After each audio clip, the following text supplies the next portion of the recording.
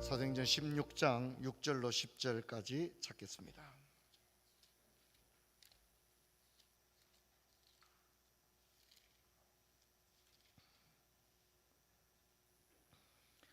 성령이 아시아에서 말씀을 전하게 못하게 하시거늘 그들이 부르기아와 갈라디아 땅으로 다녀가 무시아 앞에 이르러 비두니아로 가고자 했으되 예수의 영이 허락하지 아니하시는지라 무시아를 지나 드로아로 내려갔는데 밤에 환상이 바울에게 보이니 마게도냐 사람 하나가 서서 그에게 청하여 이르되 마게도냐로 건너와서 우리를 도우라 하거늘 바울이 그 환상을 보았을 때 우리가 곧 마게도냐로 떠나기를 힘쓰니 이는 하나님이 저 사람들에게 복음을 전하라고 우리를 부르신 줄로 인정함이르라. 아멘. 사랑하는 성도 여러분, 2월입니다. 2025년도 이제 시작할 때 아마 저마다 많은 계획들을 세웠을 터인데 한 달여가 지나가고 있는 지금 여러분 어떤지 잘 모르겠습니다. 사실 우리가 계획을 세우지만 뜻대로 되지 않는다 하는 게 솔직한 고백이 아닐까 그렇게 생각합니다. 사도 바울도 이제 하나님의 선교 사업을 했지만 뜻대로 잘 되지 않는 게 굉장히 많이 있었습니다. 두 가지 정도 어려움이 있었는데 사도는 이 어려움을 만날 때 어떻게 했는가 하는 것을 한번 살펴보는 것도 의미 있다 생각합니다. 먼저 바울은 1차 전도여행을 마치고 이제 파송교회인 수리아 안디옥으로 돌아왔습니다. 2차 전도여행을 시작하려고 하는데 문제가 생겼습니다. 그 첫 번째는 이제 팀 사역이 깨어지게 되었습니다. 우리가 잘 아는 대로 바나바와 바울의 결별인데요. 바나바가 무명의 전도자인 바울을 다소에 가서 데리고 와서 수리아 안디옥에서 1년간 가르칠 때에 수리아 안디옥에 놀라운 부흥의 운동이 일어나게 되고 그리스도인이라는 이름을 듣게 되고 또 최초의 선교사를 파송하는 놀라운 일이 일어났습니다. 팀 사역이 놀라운 결과를 가져왔죠. 하지만 이제 이 두 사람 사이에 선교 방법과 선교 전략에 관한 이견으로 인해서 두 사람이 심하게 싸우게 되었습니다. 다투게 되었습니다. 그래서 사도행전 15장 35절부터 41절을 보게 되면 36절부터 보게 되면 며칠 후에 바울이 바나바더러 말하되 우리가 주의 말씀을 전한 각성으로 다시 가서 형제들이 어떠한가 방문하자 하고 바나바는 마가라 하는 요한도 데리고 가고자 하나 바울이 밤빌리아에서 자기들을 떠나 함께 일하러 가지 아니한 자를 데리고 가는 것이 옳지 않다 하여 서로 심히 다투어 피차 갈랐으니 바나바는 마가를 데리고 배 타고 구브로로 가고 바울은 신라를 택한 후에 형제들에게 주의 은혜의 부탁함을 받고 떠나 수리아와 길리기아로 다니며 교회들을 경고하게 하니라. 이렇게 나오고 있습니다. 두 사람이 사실상 결별을 하게 된 것입니다. 너무나도 안타까운 장면을 우리가 보게 됩니다. 물론 이제 원인을 제공한 사람은 마가 요한입니다. 중간에 전도여행 하다가 그냥 자기 마음대로 그냥 이탈을 해버린 겁니다. 그냥 집에 돌아가 버린 겁니다. 그러니 목숨이 오고 가는 그 힘든 선교 현장에서 한 명의 이탈은 다른 선교대원들에게 적지 않은 충격을 주었을 것입니다. 그리고 이제 다시 한번 출발하려고 할 때 바나바의 주장은 뭐냐면 이 마가를 한 번 더 기회를 주자 하는 것이었고요. 근데 이제 이 바나바와 마가는 사촌지간이었습니다. 그래서 이제 바나바는 어떻게 하든지 이 마가를 복음 전도자로 세우려고 하는 의지를 가졌죠. 또 우리가 알다시피 바나바는 어떤 사람입니까? 일 중심의 사람이 아니라 사람 중심의 사람입니다. 일을 잘하느냐 못하느냐보다 한 사람이라도 더 일으켜 세우는 것, 이것이 이제 바나바라는 이름의 뜻 자체가 그런 것이죠. 그래서 바나바는 그런 주장을 했습니다. 하지만 이런 바나바의 주장에 대해서 바울은 반대를 했습니다. 바울의 주장은 중도 탈락자를 결코 팀에 합류할 수는 없다, 이제 이런 주장을 하게 되었습니다. 바울은 원칙론자였습니다. 그는 팀 사역의 신뢰를 깨고 나간 사람을 목숨이 오고 가는 전투 현장과도 같은 선교팀에 합류할 수 없다고 단호하게 거절했습니다. 그리고 두 사람은 심하게 다투고 피차 갈라서게 되었습니다. 여러분, 우리도 이제 살아가면서 의견 다툼을 적지 않게 경험을 합니다. 근데 여러분, 어쩌면 이것은 자연스러운 일일 수 있습니다. 왜냐하면 우리가 하나 된다는 것 자체가 쉽지 않거든요. 부부가 그렇게 오래 살아도 뜻이 늘 하나가 되지 않습니다. 그래도 이제 같이 호흡을 맞추어 살아가지 않습니까? 여러분, 직장 생활도 여러분 마음에 들지 않는 것, 근무 환경, 직장 동료들 뭐 다 마음에 든다 이렇게 말하기는 어려울 겁니다. 심지어 신앙생활도 그렇죠. 교회가 다 마음에 들 수는 없습니다. 지도자가 마음에 들 수가 없는 거죠. 그래서 이제 목사님들 이제 그런 얘기를 합니다.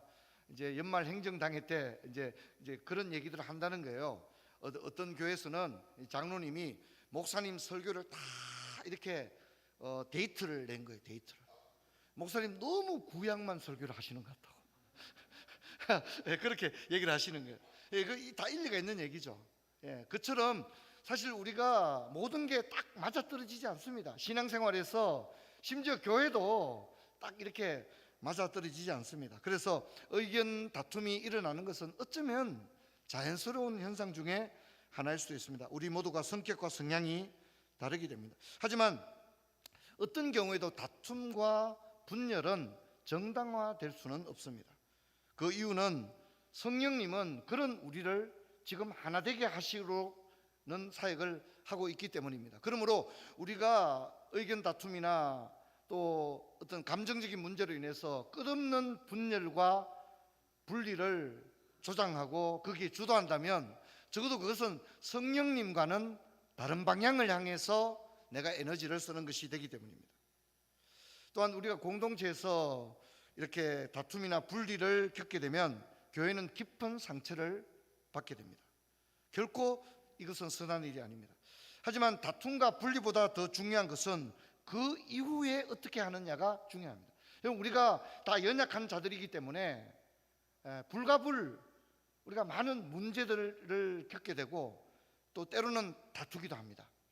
그리고 저 사람 저럴 줄 몰랐다 실망하기도 되고 그런 일이 우리 모두에게 있는 겁니다. 근데 문제는 여러분, 거기까지는 사실 우리가 그런 일이 전혀 일어나지 말라 그러기는 어렵습니다.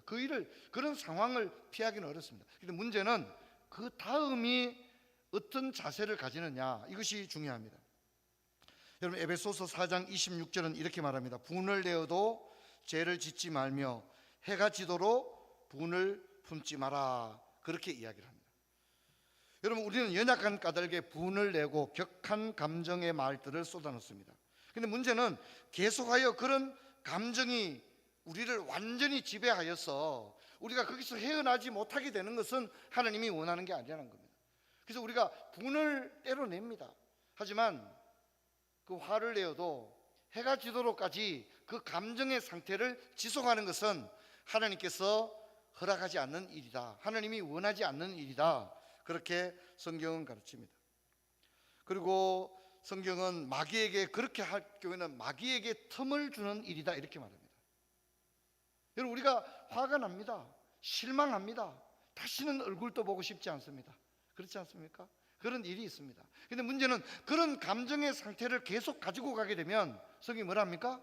마귀에게 틈을 주는 것이다. 여러분, 그냥 화를 낸 정도가 아니라 더 심각한 문제가 됩니다. 마귀의 밥이 되는 것입니다. 그러므로 감정의 포로가 되었을 때 마귀는 시험의 올무를 그 사람에게 덮어씌웁니다. 그리고 완전히 돌이키기 어려울 정도의 상황으로 우리를 내몰아 버리게 됩니다. 그러므로 아주 작은 일이 매우 심각한 문제가 되는 것을 성경은 방치하지 말라고 말합니다. 남을 미워하는 상태, 분을 품은 상태, 시기와 질투의 상태를 계속 이어가면 안 됩니다. 그런 것은 우리가 살다 보면 하루 중에 그런 감정이 일어나지만 해가 지면 그 감정의 상태를 끝낼 것을 성경은 교훈하고 있다는 겁니다. 여러분, 만약 우리가 이런 감정의 상태를 몇 달이고 몇 년이고 지속하게 되면요, 정상적인 생활이 불가능합니다. 예배도 정상적인 예배가 안 됩니다. 성경이 뭐라 합니까? 기도하고 예배하고 모든 것은 너희가 하나님께 제물을 드리러 올 때 형제와 다툰 것이 생각나거든 이라고 말합니다. 여러분, 우리가 하나님을 예배할 때 그냥 나 혼자 예배 드리고 집에 가는 것, 그 예배가 아닙니다. 우리는 타인과의 쌓인 그런 문제들을 서로 용서를 구하고 또 용서하고 주님 전에 와서 예배를 드리고 기도도 그렇게 해야 됩니다. 부부가 함께 다투면 성경이 뭐라 합니까? 너희 기도가 막히가 염려함이라 그렇게 말합니다. 부부가 실컷 싸워놓고 각자 하나님께 열심히 기도해도 내가 너희들 기도 안 듣겠다는 겁니다. 기도가 막힌다는 겁니다. 왜냐하면 부부는 두 사람이 아니에요. 둘이 어떻게 해요? 하나가 되었기 때문에 둘이 하나가 되지 않는데 하나님께서 그 기도를 듣지 않는 겁니다. 여러분, 우리가 이것을 매우 심각하게 생각해야 됩니다. 그래서 성경은 뭐라고 합니까? 노하기를 어떻게 해요? 노하지 마라가 아니에요. 우리는 감정이 있기 때문에 때로는 폭발합니다. 감정이 폭발하는 거예요. 그 어쩔 수가 없습니다. 그런데 문제는 그 다음이 중요합니다. 그래서 성경 우리에게 뭐라 합니까? 노하기를 더디하고 그 다음에 뭘 더디하라고요? 말하기를 더디하라. 그리고 이제 여러분 시편 4편 4절에는 우리 같이 한번 읽겠습니다. 너희는 떨며 범죄하지 말자리다. 잠자리에 누워 심중에 말하고 잠잠할지어다. 분을 품었습니다. 그러면 해가 지기까지 분노의 상태를 계속해서는 안 된다는 겁니다. 해가 지면 이제 더 이상 그 감정의 상태를 거두어 드려야 합니다. 그래서 분노의 상태가 해가 지기까지 계속되는 것, 잠자리에 들 때까지도 그 분노가 사그러들지 않고 격한 감정을 가지는 것 성경 금지합니다. 해가 지도록 분을 품지 마라. 할렐루야. 그렇게 했습니다. 성경이 금지하는 거예요. 그리고 해가 지고 이제 잠자리에 누웠습니다. 시편 4편 4절 한 번 더 띄워주실래요? 뭐라 합니까? 자리에 누워 심중에 말하고. 이제 해가 졌는데도 감정을 가지면 안 됩니다. 해가 지고 자리에 누워서는 어떻게 하라고요? 더 이상 말하지 말라는 겁니다. 심중에 말하고 잠잠할지어다. 심중에 말하고 잠잠할지어다. 여러분, 이제 어떤 일들이 있었을 때 내가 누워서 씩씩거리고 잠도 못 자는 거예요. 그리고 막 그냥 거실을 왔다 갔다 하고 이러면 야, 내가 성경에서 말하는 매우 심각한 상태에 내가 있구나. 내가 이렇게 돼가지고는 정상적인 생활이 불가능하겠구나. 성경은 그런 감정의 상태가 지속되는 거 굉장히 위험한 거예요. 병원에 가면 우리가 뭐 어떻게 여러 가지 병원에서 응급 상황으로 생각하는 기준이 있을 거 아닙니까? 그렇죠, 그죠? 뭐 혈압이 높다든가 또 산소 포화도가 뭐 아주 급격한 변화를 가져온다든가 이러면 병원에서는 저런 식으로 놔두게 되면 어떻게 해요? 어떻게 된다는 걸 다 아니까 어떻게 합니까? 응급 조치를 하잖아요. 그런 것처럼 우리도 살아갈 때에 감정이 없는 사람은 아무도 없습니다. 화가 나고 분을 품고 실망하고 격한 감정들이 나를 괴롭히거든요. 한번 따릅시다. 해가 지면 그만둬야 합니다. 해가 지면 그만둬야 하고 잠자리에 누워서는 어떻게 해요? 심중에 말하고 잠잠할지어다. 성경은 그렇게 이야기를 하고 있습니다.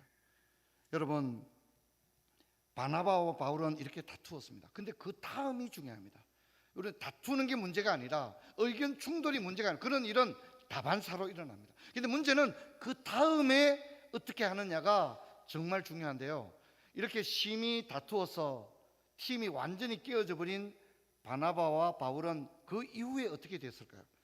여러분, 바울과 바나바는 두 사람이 이 다툼 이후에 전혀 문제가 일어나지 않았습니다. 바울은 바나바를 그리고 자기가 함께 가기를 거부했던 마가 요한을 사역자로 분명히 인정을 하고 있다는 겁니다. 매우 큰 다툼이었지만 이후에 이 다툼은 계속해서 이어지지 않았다는 점을 주목해야 됩니다. 더 이상 문제 삼지도 않았고 이것이 문제가 되지도 않았습니다. 바울은 성경에 더 이상 바나바는 성경에 등장하지 않지만 바울은 두 차례에 걸쳐서 바나바를 언급하는데 바나바를 매우 존경받아야 할 전도자로서 바나바를 언급하고 있습니다. 두 번이나 언급을 하고 있습니다. 또한 바울은 자기 생각을 바꾸었습니다. 마가 요한 저 사람 안 돼. 나는 같이 못 가겠어. 차라리 안 가겠어. 그 정도로 단호했거든요. 나중에 어떻게 됐습니까? 바울은 생각을 바꾸었습니다. 그래서 디모데 후서를 보면 디모데에게 편지할 때 뭐라 합니까? 디모데야, 마가 요한과 함께 오라 하고 말합니다. 자기가 로마의 감옥에 있는데 마가를 데리고 오라. 할렐루야. 마가를 데리고 오라 하고 말합니다. 꼴도 보기 싫다가 아니라 어떻게 해요? 디모데에게 마가를 데리고 오라고 말합니다. 데리고 오라는 말은 뭡니까? 인정하는 겁니다. 인정하는 겁니다. 우리가 살다 보면요, 별의별 일이 다 있습니다. 우리가 완전하지 않기 때문에 오해를 받기도 하고致命적인 실수를 저지릅니다. 근데 문제는 그 다음의 자세가 중요합니다. 어떤 극단적인 일 다음에 어떤 태도와 자세를 가지느냐가 진짜 그 사람의 됨됨이와 모습을 보여줍니다. 할렐루야. 어떤 충격적인, 진짜 저 사람하고는 다시 얼굴을 못 볼 것 같아요. 심각한 언쟁이 있거나 오해를 하거나 실망을 느낄 수가 있잖아요. 근데 문제는 그 다음의 자세가 중요하다는 겁니다. 여러분, 복음을 위해서 우리가 일한다면, 여러분, 우리가 어떤 일로 인하여 사람을 잃지 않게 되기를 주의 이름으로 축원합니다. 왜냐하면 그 모든 사람은 우리가 사랑해야 될 사람들이고, 살다 보니까 가까이 있다 보니까 오해도 하고 서로 미워도 하고 실망도 하거든요. 하지만 그 사람은 우리가 사랑해야 될 사람이고, 우리가 기도해 줘야 될 사람이고, 내가 돌보아 줘야 될 사람이고, 내가 복음을 전해야 될 사람이고, 내가 복음에 빚진 자들인 줄로 믿습니다. 그런데 우리가 너무 극단적이게 되면 그 사람에게 다시는 복음을 전할 기회를 어떻게 해요? 완전히 잃어버리게 되는 거예요. 그러므로 우리 주위에 있는 사람들에게 그런 마음을 가지게 되기를 주의 이름으로 축원합니다. 제가 한번 우리 집에 얘기를 했습니다. 6남매가 살아가다 보니까 뜻대로 되지 않는 일이 많았습니다. 진짜 저는 형제들 카톡방 이런 건 안 만드는 게 좋다고 생각합니다. 이 카톡방에서 심각한 문제들이 일어났습니다. 진짜 형제 간에 완전히 절연을 해야 되는 심각한 문제가 일어났고, 거기서 누구 편도 들 수 없는 그런 문제가 일어났을 때 제가 이제 형님과 형수님 편을 들었습니다. 형님과 형수가 다른 형제들의 엄청난 지탄을 받았습니다. 다시는 얼굴을 보지 말자고, 아는 체도 하지 말자고 그렇게 되었는데, 제가 그럴 수는 없다고 얘기했습니다. 카톡방에서 그렇게 말했습니다. 그럴 수는 없다고, 나는 형님과 형수를 포기할 수 없다고 제가 그렇게 했습니다. 그리고 욕을 엄청 들었습니다. 엄청 들었습니다. 카톡방에서 설교하지 말라고 엄청 욕을 들었습니다. 그러나 그건 제 진심이었습니다. 저는 분명히 했습니다. 지금 중요한 것은 잘하고 못하고 그런 게 중요한 게 아니라 내가 그를 사랑하느냐 사랑하지 않느냐. 형님과 형수와 조카들을 저는 포기할 수 없었어요. 그들이 다 복음으로 돌아와야 되기 때문에 절대 저는 포기할 수가 없다고 그렇게 얘기를 했습니다. 복음 때문에 한 번 더 생각할 수 있는 저와 여러분 되기를 주님 축원합니다. 저 사람을 내가 사랑해야 되고 저 사람에게 복음을 전해야 되는데 기분도 나쁘고 말도 안 되는 일이 있죠. 별의별 일이 다 있지만 복음으로 인하여 한 번 더 생각하고 그들을 품어줄 수 있는 그런 저와 여러분 되기를 주의 이름으로 축원합니다. 사도행전 16장 6절과 7절을 보게 되면 이제 바울은 두 번째 어려움을 당하게 되었는데, 이제 성령이 아시아의 말씀을 전하지 못하게 하시거늘 그들이 부르기아와 갈라디아 땅으로 다녀가 무시아 앞에 이르러 비두니아로 가고 애쓰되 예수 여행을 허락하지 아니하셨다, 그렇게 이야기합니다. 바울은 별도의 팀을 꾸렸습니다. 누가와 디모데와 함께 아시아의 복음을 전하려고 했습니다. 이 아시아는 터키를 말합니다. 바울은 흑해 방향으로 가려고 했지만 길이 열리지 않았습니다. 그래서 비두니아로 가려고 했지만 성령이 허락을 받지 못했습니다. 아마 일정상 자꾸 일이 꼬였던 것 같습니다. 그냥 가면 되는데 갈 수가 없는 거예요. 왜 이러지? 왜 이렇게 길이 안 열리지? 생각했습니다. 의아했습니다. 그래서 우회하여서 에게해를 향하여 드로아로 가게 되었습니다. 선교 전략을 흑해에서 에게해로 바뀌었습니다. 여러분, 우리가 어떤 일을 할 때 잘 안 될 때가 있습니다. 내가 나쁜 일을 하는 것도 아니고 기도로 준비하고 그래 하는데도 그래도 길이 열리지 않을 때가 있습니다. 분명히 선한 일을 하고 기도로 준비하고 시작했지만 때로 방법은 하나님에게 있다는 사실을 깨닫게 할 때가 있습니다. 저는 목회 30년 넘어서면서 제가 깨달은 건 뭐냐면, 여러분, 우리가 계획은 우리가 세우지만 우리의 발걸음을 인도하는 분은 주님에게 있는 줄로 믿습니다. 내가 할 수 있는 게 하나도 없습니다. 내가 할 수 있는 게 하나도 없어요. 주님이 나를 이끄는 겁니다. 푸른 초장교회가 신혼방에서 고등학생 2명이서 예배를 드리고 IMF 힘든 시기를 지나고 코로나 팬데믹 힘든 시기를 지나 이제 내년이면 30주년을 맞이합니다. 무당집이 있고 동네 제실과 당산나무가 있던 이 땅을 사들이고 여기에 예배당을 짓고 오늘 이제 우리 온 성도들과 함께 예배드리는 이 모든 여정들은 사람의 생각과 계획으로는 할 수 없는 일들이었습니다. 하나님이 주관하시고 어떤 경우에는 제가 생각할 때 확률이 전혀 없는 일이고 이거는 불가능한 일이야 그렇게 생각했는데도 하나님이 상상할 수 없는 방법으로 사람을 붙여주시고 방법을 열어주어서 오늘 우리가 이 자리에 예배하고 있는 줄로 믿습니다. 선교도 마찬가지입니다. 10주년을 맞았을 때 안동 제자교회를 세웠습니다. 불가능한 일이었습니다. 하지만 안동 정하동의 법원 검찰청 옆에 땅을 사고 우리 교회는 상가에 세를 주고 있는데 개척하는 교회는 땅을 사서 건물을 지어서 개척할 수가 있었습니다. 여러분 우리가 2016년도에 제주 가시리 교회 20주년 교회 세울 때도 진짜 우리가 형편이 없었습니다. 돈이 없었습니다. 여러분 기억하시죠? 양저금통에 동전이라도 드리자고 하면서 그렇게 했습니다. 많은 사람들이 비웃었습니다. 목사님 그 동전 몇 푼 모아가지고 어떻게 제주도 비싼 땅에 예배당 짓습니까? 저도 그렇게 생각합니다. 그 불가능한 일이죠. 하지만 놀랍게도 많은 성도들의 보이지 않는 헌신을 통해서 여러분 대구 제주 중산간에 가시리에 진짜 얼마나 아름다운 예배당이 서 있습니까? 여러분 30주년 앞두고 네팔에 이제 미션 스쿨을 세우기 위해서 기도하고 있습니다. 물론 아직 제대로 된 게 없습니다. 그러나 저는 우리 장로님들에게 정책당에 가서 말씀했어요. 나는 하나님이 허락하는 만큼은 할 것이다. 하나님이 우리가 네팔에 미션 스쿨 세우는 거 우리가 그렇게 기도하고 계획한 건 사실이지만 정책당에서 장로님들이 결정을 해도 하나님이 허락 안 하면 할 수 없는 일이라는 걸 내가 너무 잘 안다. 그러므로 나도 절대 고집을 안 부릴 거다. 장로님들 걱정하지 마십시오. 하나님이 길을 열어주는 만큼만 할 거다. 제가 은퇴할 때까지도 길을 열어주지 않으면 네팔에 고아원하는 걸로 만족할 겁니다. 제가 그렇게 말씀을 드렸습니다. 여러분 하나님은 우리보다 더 많은 것을 알고 계시고 또 우리보다 우리를 더 사랑하시는 분이신 줄로 믿습니다. 그 주님이 우리를 이끕니다. 우리 아이들이 앞에 나와 간증을 했습니다. 저는 저 아이들이 우리 부모들보다 더 놀라운 일을 하게 될 줄을 믿습니다.